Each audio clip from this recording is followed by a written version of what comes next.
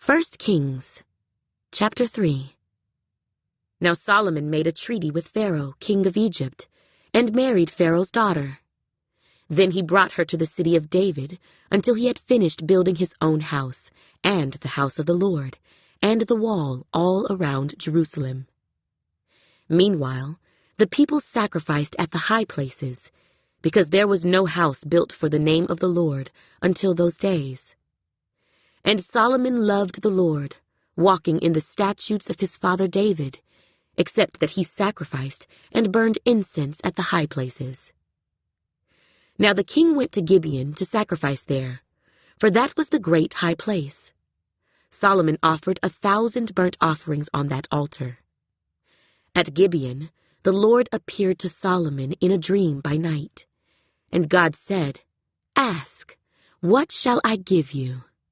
And Solomon said, "You have shown great mercy to your servant David, my father, because he walked before you in truth, in righteousness, and in uprightness of heart with you. You have continued this great kindness for him, and you have given him a son to sit on his throne, as it is this day. Now, O Lord my God, you have made your servant king instead of my father David. But I am a little child. I do not know how to go out or come in, and your servant is in the midst of your people, whom you have chosen, a great people, too numerous to be numbered or counted.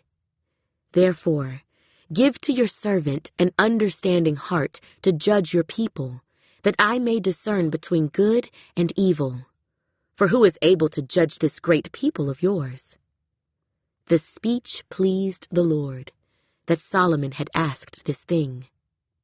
Then God said to him, "Because you have asked this thing, and have not asked long life for yourself, nor have asked riches for yourself, nor have asked the life of your enemies, but have asked for yourself understanding to discern justice. Behold, I have done according to your words. See, I have given you a wise and understanding heart, so that there has not been anyone like you before you, nor shall any like you arise after you. And I have also given you what you have not asked, both riches and honor, so that there shall not be anyone like you among the kings all your days.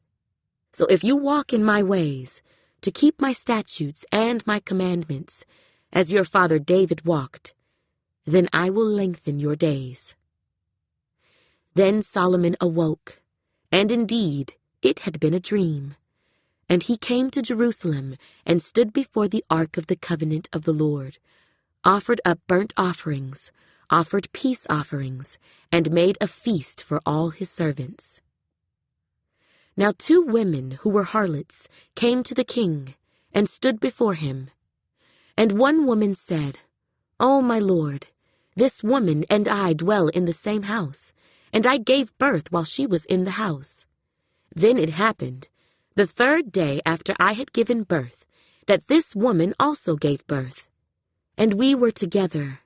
No one was with us in the house, except the 2 of us in the house. And this woman's son died in the night, because she lay on him.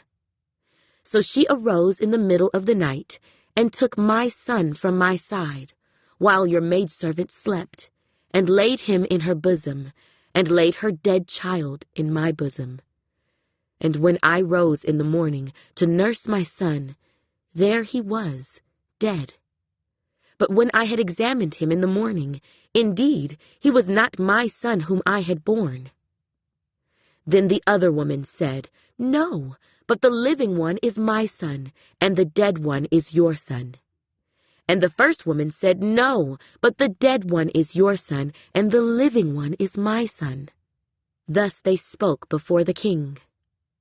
And the king said, "The one says, 'This is my son who lives,' and your son is the dead one. And the other says, 'No, but your son is the dead one, and my son is the living one.'" Then the king said, "Bring me a sword."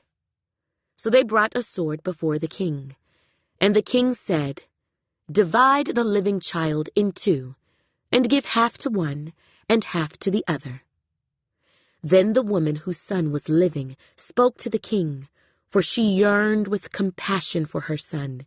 And she said, "O my lord, give her the living child, and by no means kill him." But the other said, "Let him be neither mine nor yours, but divide him." So the king answered and said, "Give the first woman the living child, and by no means kill him. She is his mother." And all Israel heard of the judgment which the king had rendered, and they feared the king, for they saw that the wisdom of God was in him to administer justice.